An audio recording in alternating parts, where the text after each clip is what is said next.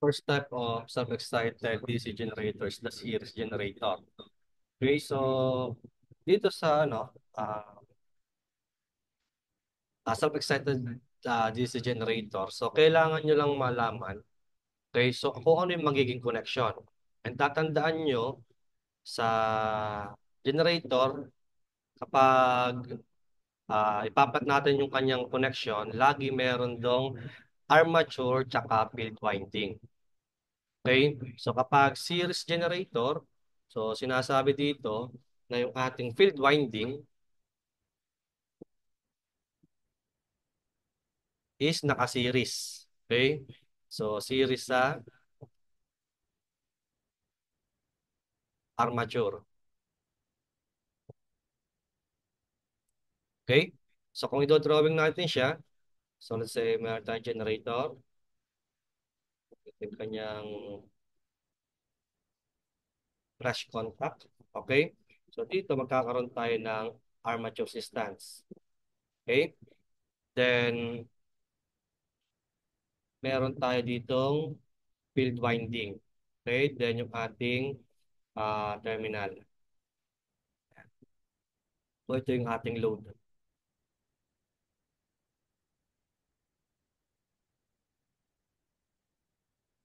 Yan. So ito yung ating generator. So dito tayo makapag-generate ng EMF. Okay, so sa ating armature, so nandyan yung ating armature resistance. And again, itong part na to ng ating generator, so ito yung ating armature winding. Okay, yung part na yan. Then yung ating field, so ito, okay? So meron tayong series field dito. So pangalanan ko na lang siya as RSE. Okay, para masabi natin series. So minsan nakalagay dyan RF. Okay, so sa ibang book. So itong part na to naman, so ito naman yung tinatawag natin na field winding. Okay?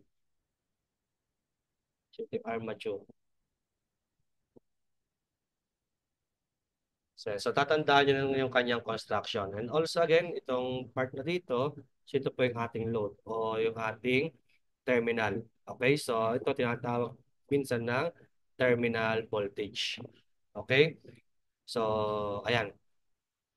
So, from this given series generator, so tingnan natin yung mga parameters na kailangan nating ah, malaman. Okay? So, dito may generated EMF tayo dito. So, ibig sabihin, makapag-produce tayo ng current. Okay? So, yung current natin dyan, so tatawagin natin na, so nasa armature winding tayo. So, pangalanan natin siya na armature current. So, IA. Okay? So, yung current natin, ayan, papasok dito kay field winding natin. So, sa field winding naman, hindi naman tayo nakapag-generate ng voltage. So, na-generate natin dyan is the magnetic field.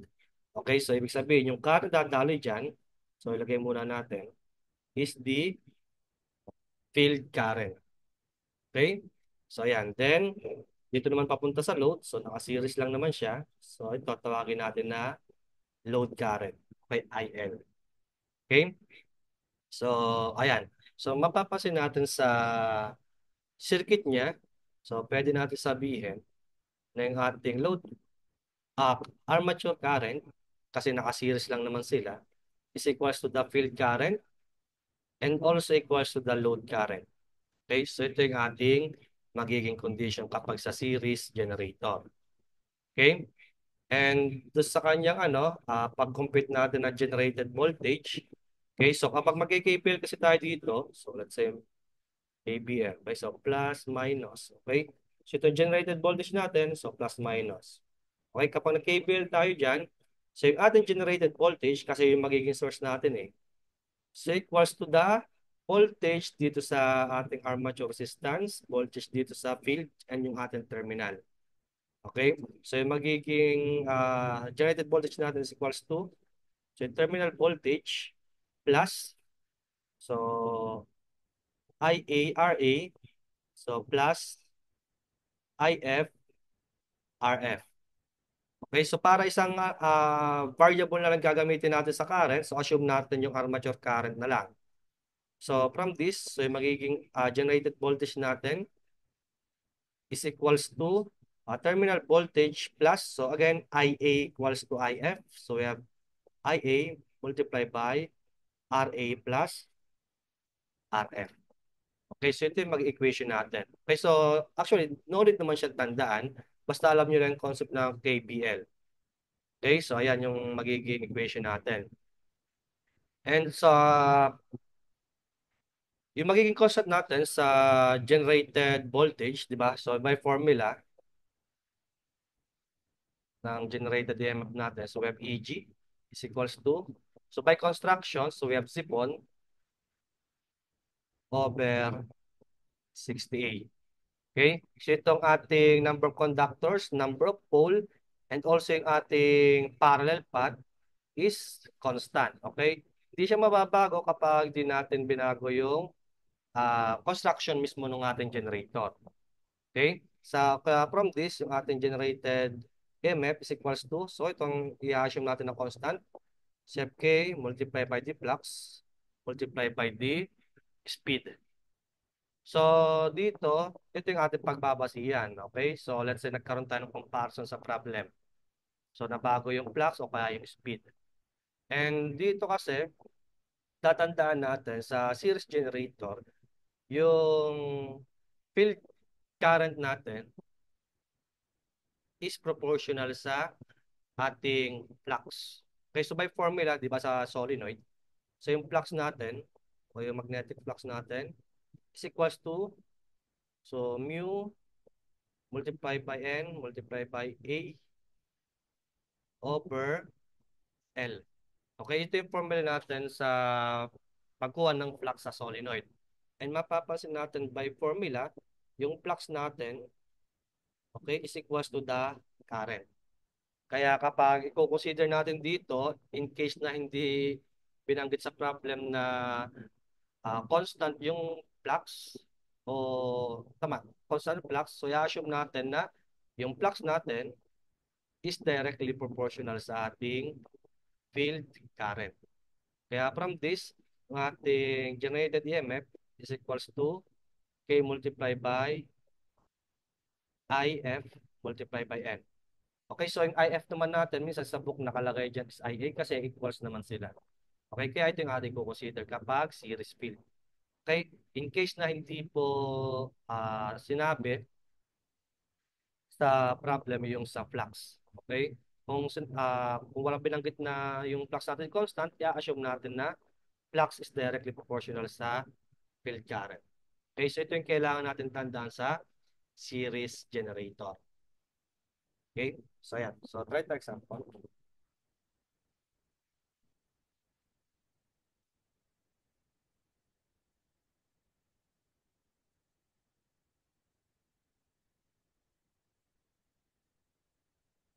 A series generator having a combined armature and field resistance of 0.4 ohm is running at 1000 RPM and delivering 5.5 kilowatt at a terminal voltage of 110 volts. Okay, so series generator. So drawing muna natin. Si ating field resistance is naka-series sa ating armature winding. And then ito yung ating terminal. Okay, papunta na sa load. So yan. Sinabi dito, combined nung ating armature tsaka persistence is 0.4. So itong part na to, RA tsaka RSA natin, o RF tsaka yung RA natin, yung combined resistance niya is 0.4 ohm. Okay? So running at a speed of 1000 RPM. So delivering 5.5 kilowatts at 110 volts. Okay? So if the speed is raised to 1,500 and the load adjusted to 10 kilowatts, okay, so lagay ko na dito. Ito yung N1 ko. Let's say speed 1. So i-adjust down natin yung speed into 1,500. Then yung ating load is in-adjust to 10 kilowatts. Okay, so let's say ito yung ating P1. So yung P2 natin is gagawin daw natin na 10 kilowatts. Ang question is, ano daw yung magiging bagong terminal voltage and power developed in the armature? Okay, so first kunin muna natin yung magiging power develop. Sorry, yung ating terminal voltage. Kung series siya again, kung natatanda natin kanina, yung ating generated EMF is, kung wala lang na bago sa construction, so yung ating constant, so we have K multiplied by IF multiplied by the speed. So from this, pwede na tayo makakuha directly ng ah, generated EMF2. Okay, ang problema lang natin is wala pa tayong current. Okay, so first kunin muna natin yung current.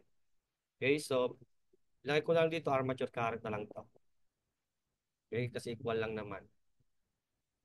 So from this, paano natin makukupit si IA? So IA is equals to, again, IF also equals to IL. So from this, meron tayong given na power tsaka yung voltage dito sa load. So pwede natin diyang kunin. 5,500 watts divided by 110 volts. So assume ko to na IA1. Okay? So yung load natin is 5.5 kilowatts pa lang. So we have 5,500 divided by 110. So we have 50 amperes. So yan. The next, yung IA2, kasi mababa yung load natin. Ang problema, wala tayo dong voltage. So sige, kung yun ang kunin muna natin dito. Okay? So, ayan. So, by equation, what's the EG1 is equals to K, IA1, N1 over so EG2 is equals to K, IA2, N2. Okay, so cancel yung K. So, EG1 natin, so pwede natin computein pala muna. Okay, so EG1, so we have, so terminal voltage again, plus IA1 multiplied by RA plus RF. Okay, so substitute lang. 210 volts, so plus IA1, so 50 amperes, multiplied by RA plus RF, so 0.4. So yung ating generated EMF1 equals to, so 110, so plus 50 times 0.4. Okay, so 130 volts. So, ayan. Okay? Ay, sorry. Ito pa 0.04. 0.04.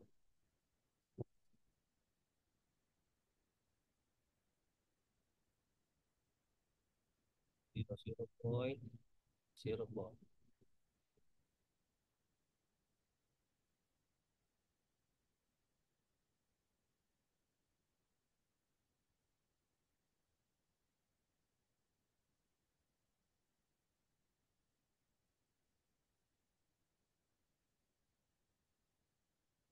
We have 112.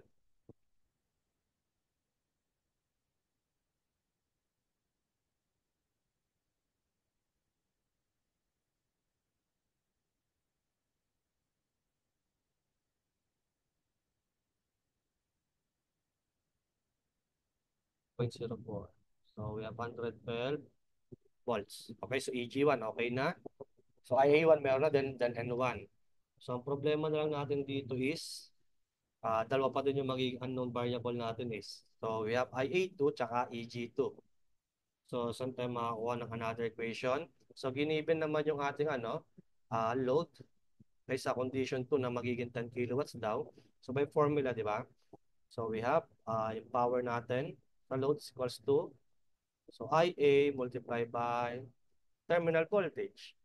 So from this, so given naman tayo ng power, so we have 10,000. So multiply by, so equals to, so IA2 na siya. Then yung ating terminal voltage na PL. Okay? So, ayan. So meron na tayo ditong pwede makompute na IA2. Okay? So IA2 natin dito will be equal to, so 10K over yung ating terminal voltage. Di ba ito yung pinapakompute sa atin? Yung new terminal voltage. So, para makompute naman yung ating ano, EG, okay, kasi ito na yung ating IA2. So, EG2 natin will be equal to, so, yung ating terminal voltage na kukunin. So, plus IA, ito, so 10,000 over BL. So, multiply by yung ating resistance, which is 0.04. Ayan. So, ito yung magiging EG2 natin. So, isasubstitute na natin dito sa equation natin. So, EG1 is equals to, so 112 over EG2. So, ito. So, we have BL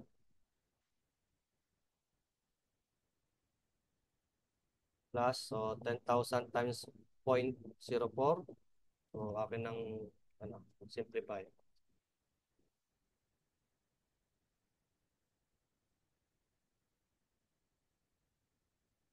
400. 400 over BL. Okay, so equals to, so IA1, so nakapit natin is 50. Multiply by the speed, so 1,000. All over, so IA2. So IA2 natin is 10,000 over BL.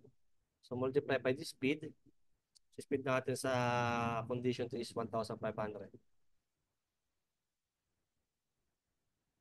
So dito sa equation natin, mapapansin na PL na lang yung matitira. So we have, so shift solve na lang natin. 112 divided by, so alpha x plus 400 over alpha x equals to, so 50 times 1,000 all over, so 10K over alpha x, so multiply by 1,500.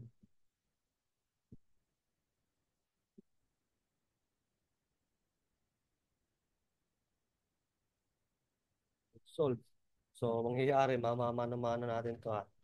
So, sige. Mano-manuhin natin. Anong kalki. Okay, so simplify natin to equation.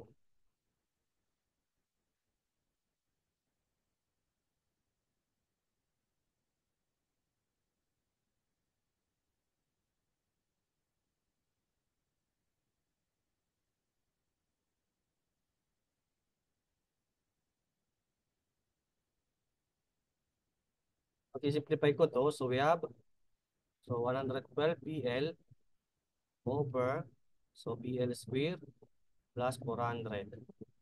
So, equals to, so dito, ganun din. So, 50 times 1,000, so 50K. 50,000 BL all over, so 10,000 times 1,500.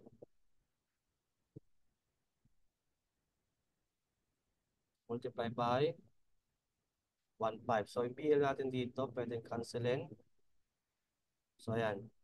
So, cross multiply. So, mangyayari dito, 112. So, times 10,000 times 1,500. Okay, so equals to, so BL square plus 400 multiply by, ano yan, 50,000.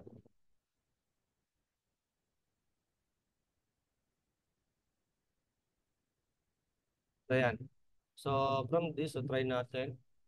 Kaya nag-ano,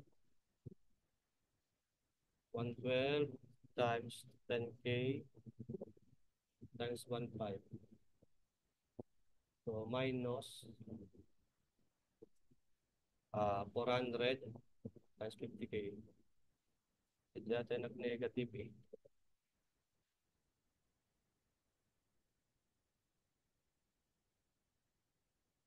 Minus.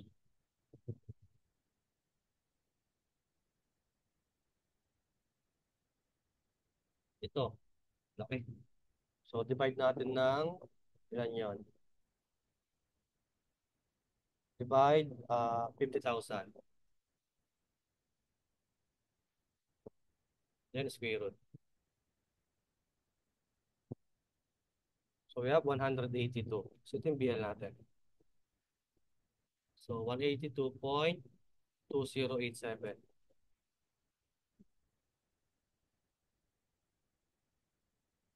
Ito yung magiging final answer natin.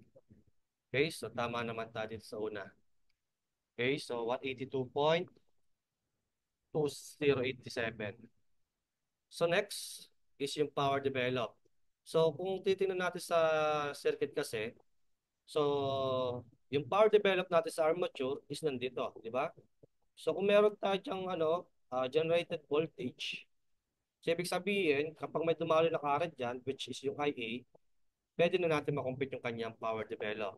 So sa madaling salita, ang formula lang natin sa power develop is EG multiplied by IA. Okay? So ayan. So kailangan natin is yung bago. So kailangan natin makumpit si EG2 tsaka si BL2. Hindi, BL tuloy. EG2 tsaka IA2. Okay, so IA2, may BL na naman tayo. Pwede na natin substitute dito. So ayan. So we have. So sige, lagay ko na lang dito. Equals to. So IA2, dito ko ilagay. So we have 10,000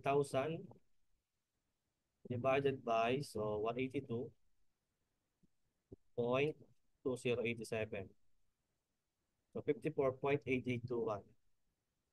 I82 is equals to 54.8821. So next, dito naman tayo sa EG2. So substitute natin yung BL.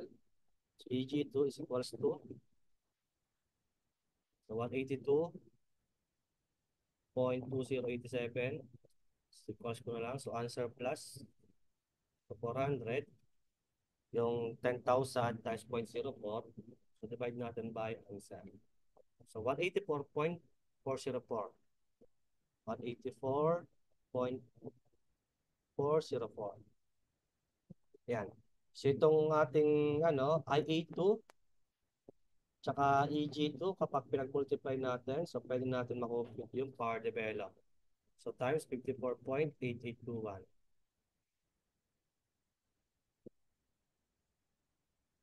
So we have 10,120.5. 10,120.5. So ito in terms of watts. Ayan. So ito yung magiging final answer natin. So yung power develop natin sa armature. So almost same. So sa round up lang siguro nagkaroon ng discrepancy. Okay? So ayan po. So next is, so a series generator delivers a current of 100 amperes at 250 volts. Its armature and field resistances are 0.1 and 0.055 ohm respectively. So find the generated EMF. So ito drawing uli natin.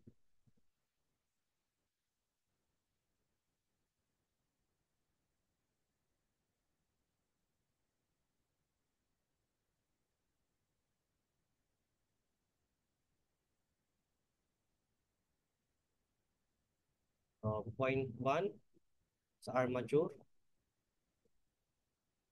and field resistance is 0.055. So yung ating daw generator delivers 100 amperes. So IL din natin to. Okay, then at 250 volts. So find the generated EMF. Okay, so we have generated EMF natin is yung ating load voltage plus. So again, IL naman equals to IA. So, multiply by RA plus RF. So, substitute. So, we have 250 volts plus.